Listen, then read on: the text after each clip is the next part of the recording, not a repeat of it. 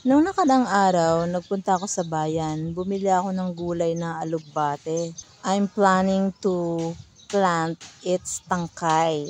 Kaya ayan, as you can see me, naghahanap ako ng pwede kong ibakod at gawing gapangan ng alugbate. Nagsumuot ako dyan sa mga kakawayanan para maghanap ng mga tira-tirang pinutol na kawayan. Ayan, nakakita ako. I will get that branches mula sa dulo ng na-cut off na kawayan. May nakakita nga sa akin dyan na ano daw bang ginagawa ko dyan, nangangahoy. Tawa ng tawa yung auntie ko.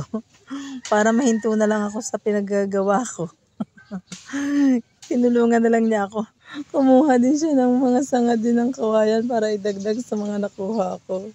Pero ang sa kanya, dry, sa akin green pa. Gamit ko dyan ay gulok namin. Ayan, tinali ko sa bewang ko. Mukha ba akong si Gabriela silang? Ang kunat naman ng sanga, ang tagal maputol, or sadyang hindi lang ako expert. Nakita na naman ako ng uncle ko. Tinanong niya naman ako kung anong ginagawa ko dyan. Ayun, nag-explain na naman ako kung ano. Hindi kasi sila nasanay na gumagawa ako ng ganyan. Pero sa totoo lang talaga, gustong gusto ko yung mga gawain ganyan. Kahit nung bata pa ako, nangangahoy talaga kami sa mga gubat-gubat. Tapos iniipon namin, papasanin namin kanya-kanya yan ng aking mga kapatid sa bahay, kasama ang nanay.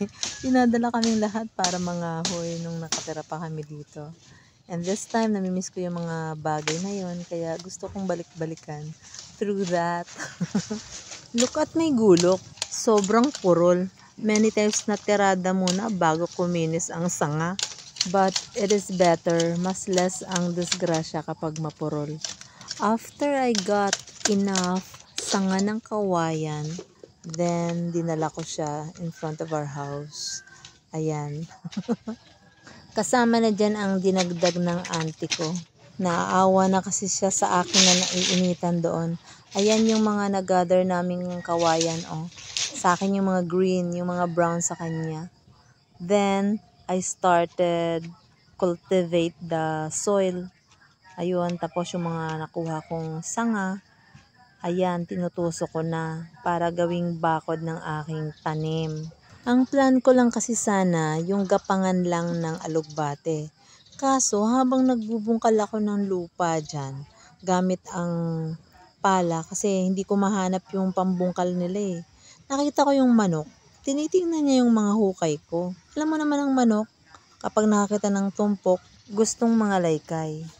Eh kita nyo naman, by force siya no.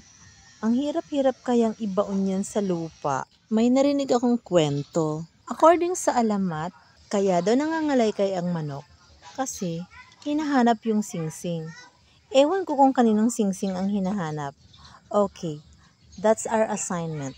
Alright? That's why I put some net on it. Para talagang sigurado na ligtas ang aking pananim. Sira-sira na nga ang mga net na to eh. Dati ko itong nakikita sa paligid ng bahay nilalagay ni nanay at saka sa kanyang manukan. Naisip ko, ayan, mabuti. Kapag yan ang nilagay ko palibot dyan sa aking mga sanga, talagang hindi na yan papasukin ng manok. Kaya ligtas ang may alam. I just plant it in front of balon para madali na lang ang pagdilig, malapit na lang. Pwede ko siyang itanim dun sa front namin pero hindi ko ginawa kasi malapit sa kalsada, baka maduraan, baka maihian ng aso.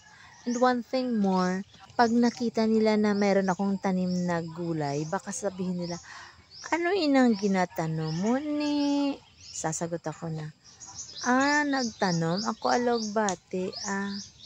Ay kung magtubo gani, tagaan mo ko ha. Sasagot ako, ay abaw, ibaligya ko na iya. Kabinudlay magtanom, tapos pangayoon lang. Ipagbibili ko kaya yan para magkapera ako. Hindi. Not this time.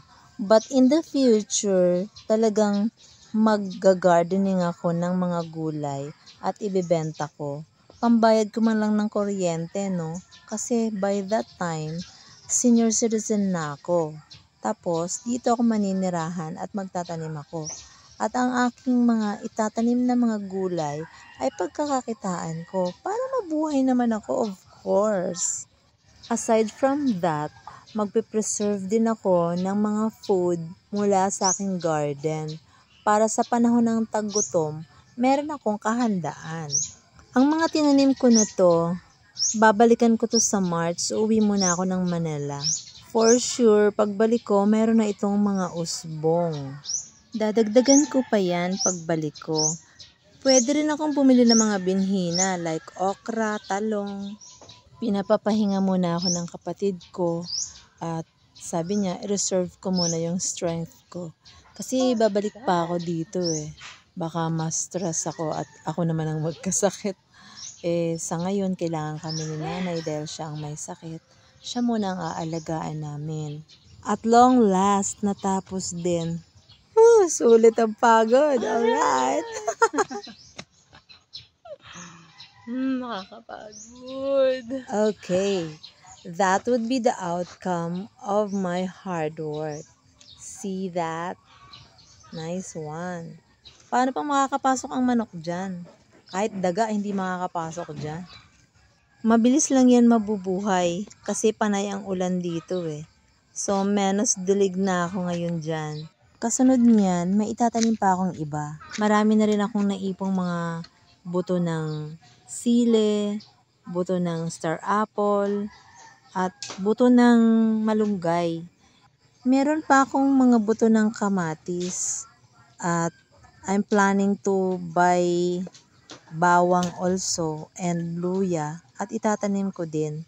Yung mga pang-ingredients ba, kasi ang mamahal niyan ngayon para makamenos tayo sa gasto sa pagbili kapag mayroon na tayong tanim, di ba?